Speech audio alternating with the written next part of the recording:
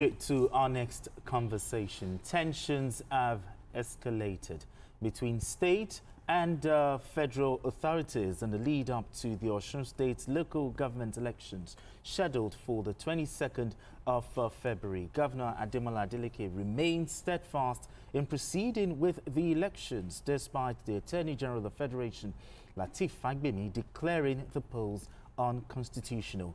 The People's Democratic Party, PDP, has also criticized the AGF's stance, describing it as a malicious attempt by the federal government to destabilize Osun State. As the election date approaches, the state remains on edge with concerns about the potential legal and political implications.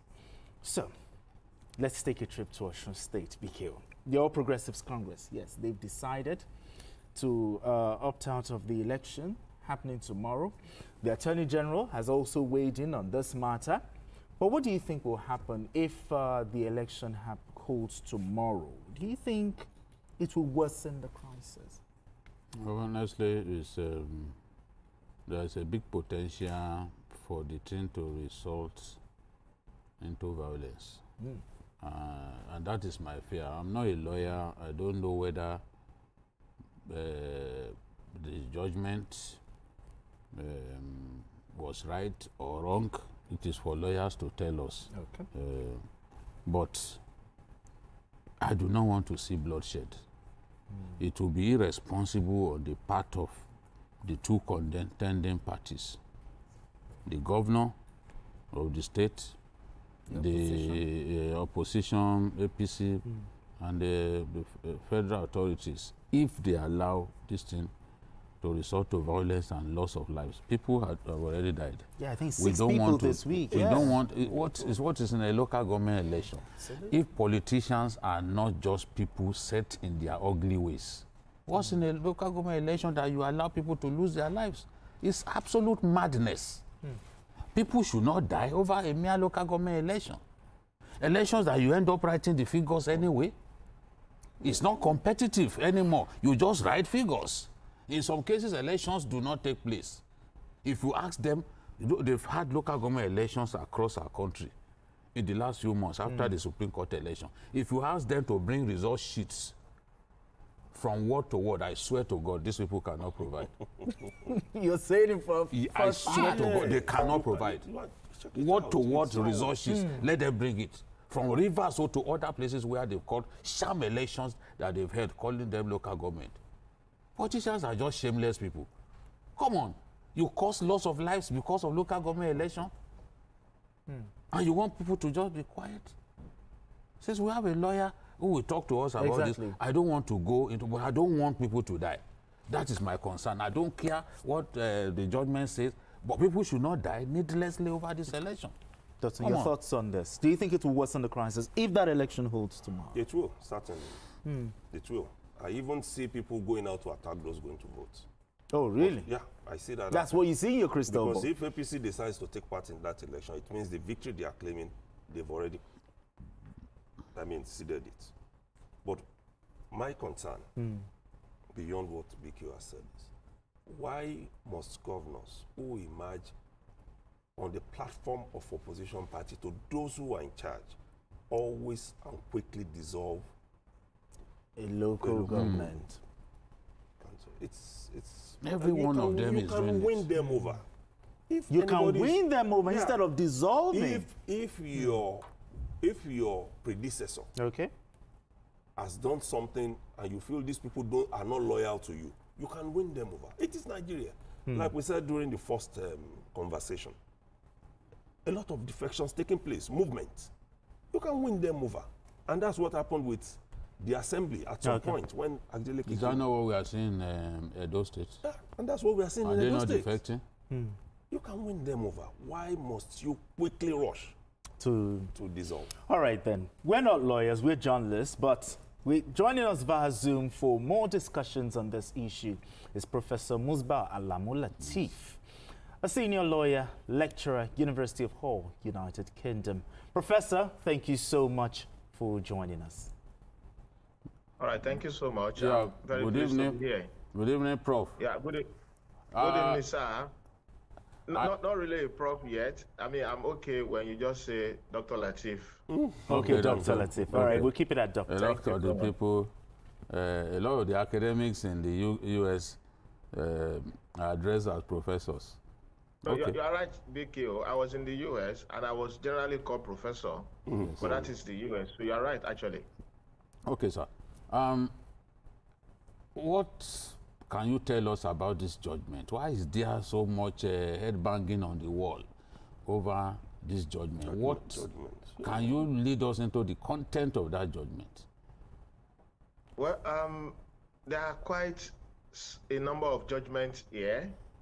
You have several judgments from the Federal High Court. Talking about the appeal court. The appeal court. Yes, I'm coming there. I'm coming there, BKO. Thank you. And then this Federal High Court judgment led to the appeal court judgment. So from the appeal court, there are essentially two judgments. The first one delivered on the 13th of January this year, where the Court of Appeal actually dismissed the appeal of a party called APM and others, and which literally means that the court in that case, I mean the appeal court now, they affirm the earlier judgment of the Federal High Court in Oshogbo, which sacked the local government chairman.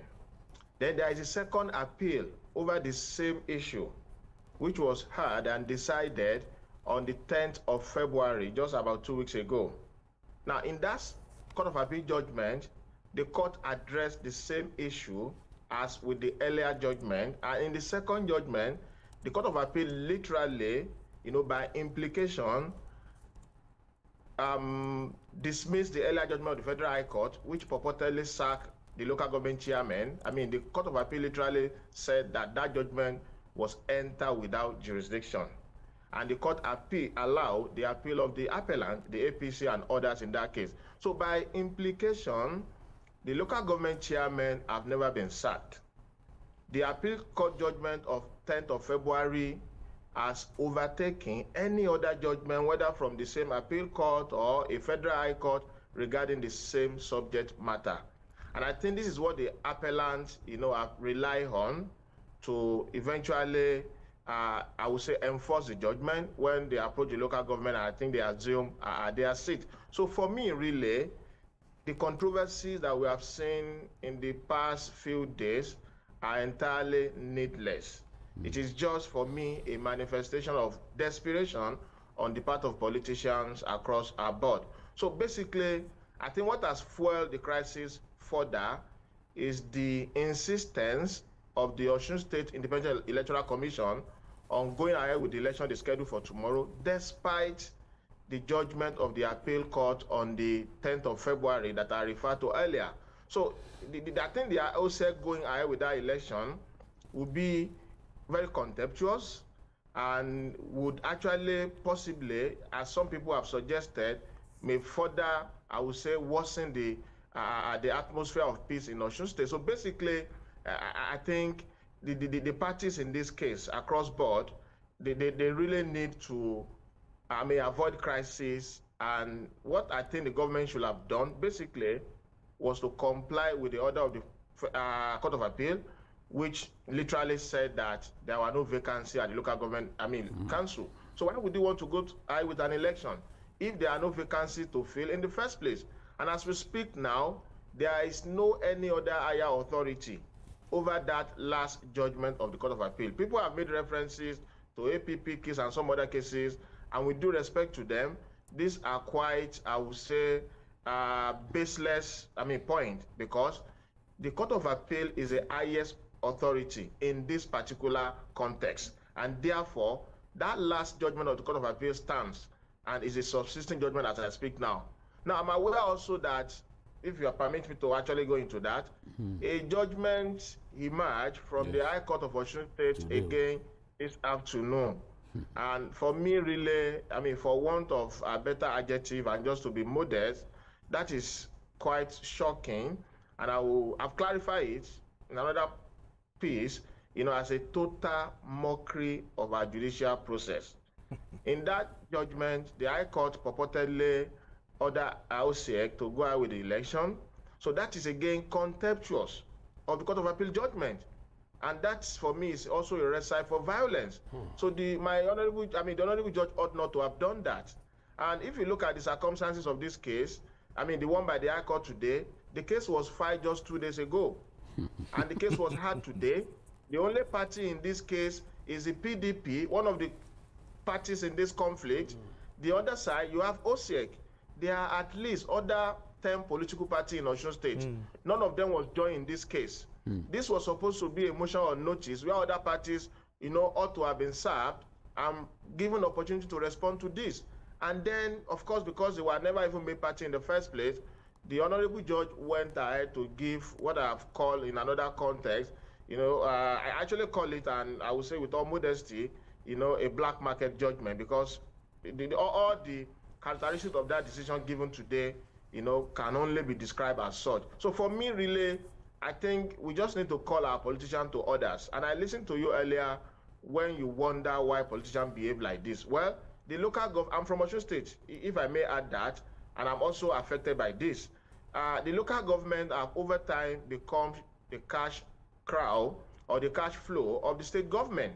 So the desperation to sit over local government fund, and this is not limited to Osun, I must say, it cut across all over Nigeria, as BKO said earlier. So that desperation to sit over local government fund and to mismanage it, is the reason for all of this. Because in the first place, this chairman ought not to have been sacked in the first place. As I talk to you now, there is no law of Osun State that says when local government chairmen have been sacked by a court, then you have to remove them immediately. So they ought not to have even been sacked, despite the Federal High Court judgment. One, they ought to have been allowed to serve out their term or allowed to exhaust their right of appeal up to the Supreme Court. So even when the governor initially purportedly sacked them, acting again purportedly on the order of the Federal High Court, the governor ought not to have done that. When governors are removed from office, as you are all aware, we don't ask them to leave until they exhaust their appeal at the Supreme Court. The same thing applies to local government. There is no law of Osun that says, as I said earlier, that said they have to leave. And there is no law of Nigeria, whether case law, that say local government chairman has to leave their office before they exhaust their appeal up to the Supreme Court. And this is a case that has potential of going up to the Supreme Court. So sacking them in the first place ought not to have happened. And now that the Court of Appeal has implicitly returned them, why should OSEC insist on going ahead with an election? So for me, these are politicians at work. And because of their desperation to seize upon local government funds, across board, this is why we are seeing this. Otherwise, these controversies are entirely needless. Yes, Dr. Misbah, what we are hearing is that the judgment is ambiguous and all that.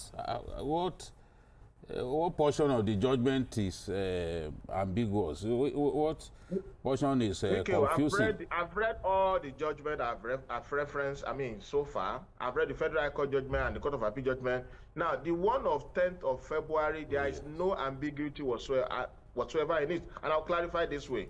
I've also seen the enroll judgment, which says, one, the appeal is allowed. Now, there are processes or style of writing judgment, and different judges, they use different approaches. Now, when the court says an appeal is allowed, and the court has not gone ahead to restrict any of the prayers of the appellant, it follows that all the relief sought by the appellant have been granted by the court. So in this particular case, one, the Court of Appeal said the appeal is allowed, which invariably means that all the grounds of the appeal of the appellant have been granted. Second, the court literally set aside the judgment of the Federal High Court, sacking this local government chairman. Now, what that means in law, without any ambiguity, is that those local government chairmen were never sacked in the first place. So their seats were never vacant. So this ambiguity, I would say, are just casual or arbitrary creation of politicians, and unfortunately, aided by some lawyer. BKO, I know you read judgment of the court sometime. I encourage you at the studio to get a hold of that judgment of the Federal Court of Appeal and read what the justices, they say about some of the lawyers. They came out very hard about what they call hanky-panky and sharp practices of OSEC as an institution in Osun State, and even some lawyers who came before them, approbating and reprobating, blowing hot and cold at the same time.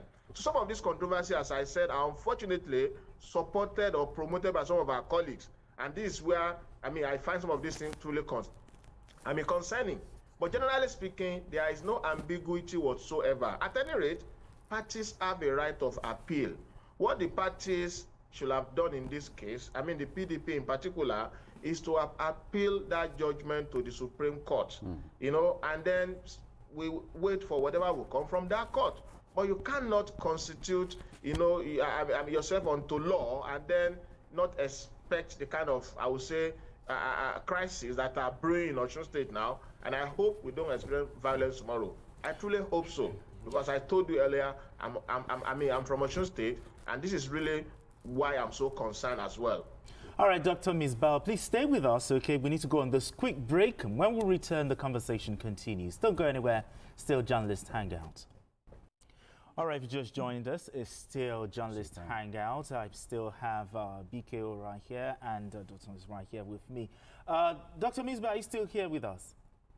I'm here. I can Okay, hear just you. In 1 minute or maybe 2 minutes, just round it up for us. What's your message to the politicians and your colleagues on this matter?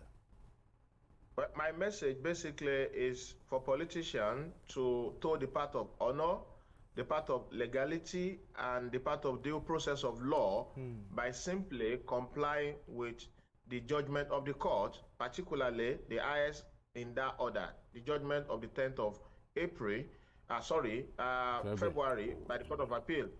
And I also urge my people in Osun State to please allow peace to take a hold.